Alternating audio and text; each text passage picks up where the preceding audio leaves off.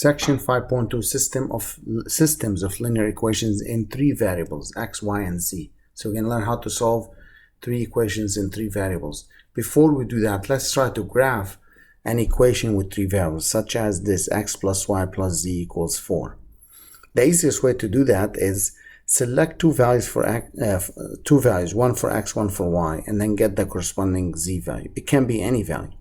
The easiest way to do that is select x equals 0 and y 0. If you substitute zeros for x and y, z would be 4. So that gives me a point. Let me call it A, 0, 0, 4. Now on the right side, as you can see, this is x, y, z plane. That's how we draw it in 3 dimensions. So x is 0, so I'm not going to go on the x. Y is 0, I'm not going to go on the y. But z 4, 1, 2, 3, 4. So that would be point A. Similar way, I chose x0, z0. That give me y equals 4. So that give me a point 0, 4, 0. So I'm going to go nothing on the x, but on the y, I'm going to go to 4. So that's B.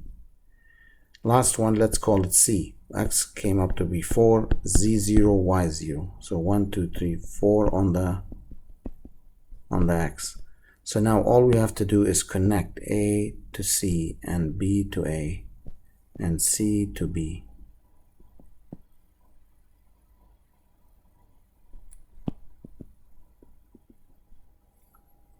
This gives me the graph I need. Next equation, we're going to graph it the same way. X plus 2y minus z equals 6. How to do so? We can choose again x equals 0, y 0. If you choose x and z and y 0, you get negative z equals 6. So z is negative 6. So that gives me a point 0, 0, negative 6. Let's call it A. You may graph the next one. Substitute x 0 and z 0. Then 2y would be 6, y is 3. Let's call point B, 0, 3, 0. Also take y and z zeros, you get x equals 6. So C is 6, 0, 0. So A is 0, 0, negative 6. So on the z-axis has to be negative 6. So you're going to extend this down because that's the negative. 1, 2, 3, 4, 5, and let's say here 6.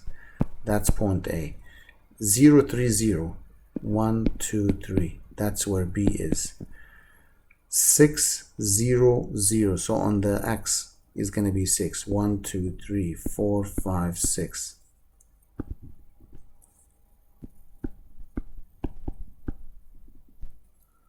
So we connect them together.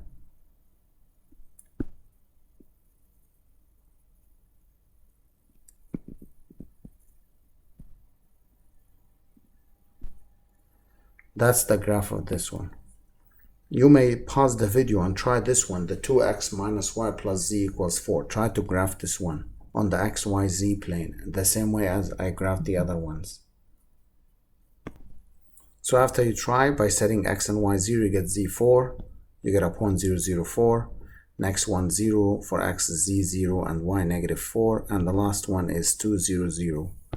So that gave me a point. Call it A, 2, 0, 0, that's A. Call B 0, 0, 4, that's B. And C here 0, negative 4. So it's in the opposite direction of y, the negative. So the green triangle is that, we call it a plane actually. It's not a triangle, it's a plane. So now how do we solve algebraically, not on the graph, a system of equations in three variables, x, y, and z? The procedure for this, we pair the equations. I named them equation 1, equation 2, and equation 3. If I look at all of them, I want to eliminate one of the variables in the first two, and maybe the same variable in the last two. Maybe the y. The y works nicely. If you add 1 and 2, that will eliminate the y. If you add 2 and 3, that will also eliminate the y. So notice what happens. When that eliminated the y, that gave me an equation, 2x plus 3z is 10. When you added 2 and 3, that eliminated the y, that gives me 2x plus z equals 6. So now I have a system of equations in two variables. As we did in the previous section, we can solve this in any method we like, either graphing, elimination, or substitution. Maybe elimination is the most common one that we use. Maybe I want to eliminate the x's, so I multiplied the second equation by -1. So what am I going to do now? I'm going to use this system here to solve for x and z. When I'm done, I pick maybe the first equation on the top, x plus y plus z equals 9, substitute those values back in, and that will give me the value of y. So for the meantime, let's try to solve for x and z. Multiply the second equation by negative, that gives me -2x minus z is -6, and the first equation stays the same. Add the two equations up, the x's are gone, so 2z is 4, z is 2. After we found the z value, what do? We substitute it back into one of these two equations in x and z to solve for x. So I chose the 2x plus z equals 6 equation, substituted z2, and I solved for x. I got also x equals 2. Then I'm going to go back to the original equations and choose one of them, maybe the first one, the x plus y plus z equals 9. I substitute z2 and x2 in here, solve for y. That gives me y equals 5. So 2, 5, 2. Those are the solutions to that system. We need x, y, and z. Another example similar to that one.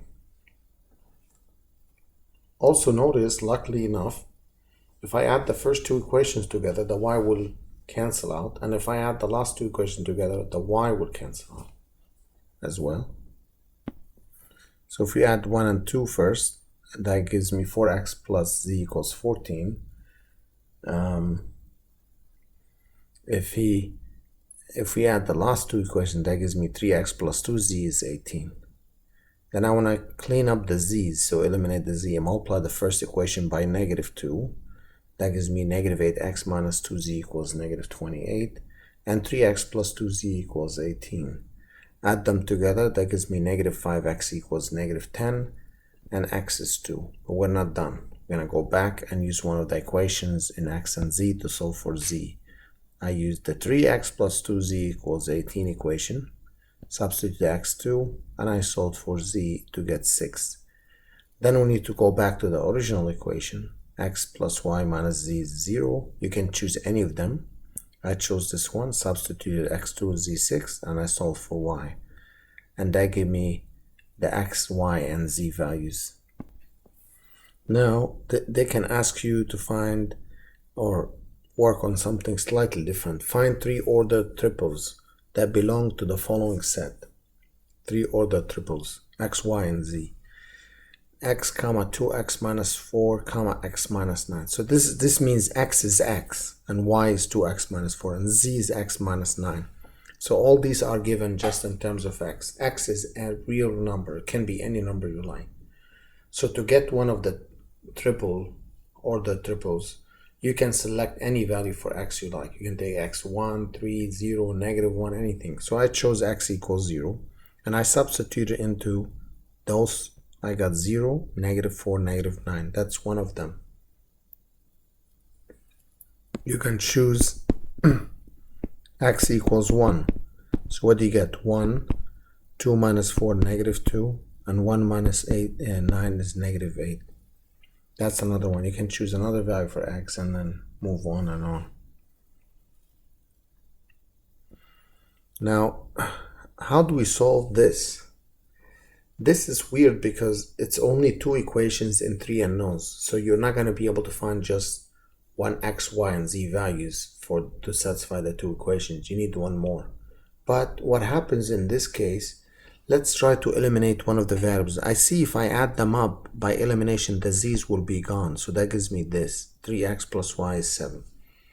Now you decide what to solve for which. So maybe I want to solve for y in terms of x. So by subtracting 3x on both sides, that gives me y.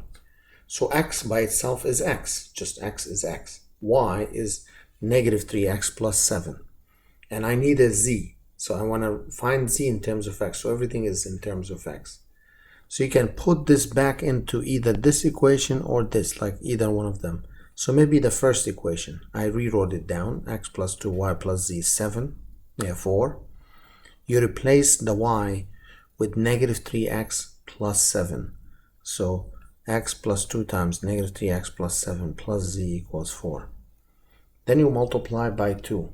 you multiply by 2, distribute the 2 in, so you get negative 6x plus 14 plus z equals 4. And we need again to solve for z in terms of x. So on the left side, I combine the x minus 6x is negative 5x plus 14 plus z equals 4. Then add 5x on both sides and subtract 14. So that gives me 5x minus 10. So what I did, I set x equal itself. I found y and z in terms of x. So then the solution would be x stays the same, y is 3x, negative 3x plus 7, and z is 5x minus 10. This sign here means such that x is a real number. So x can be any real number we would like it to be. So this means this system of equations has infinitely many solutions.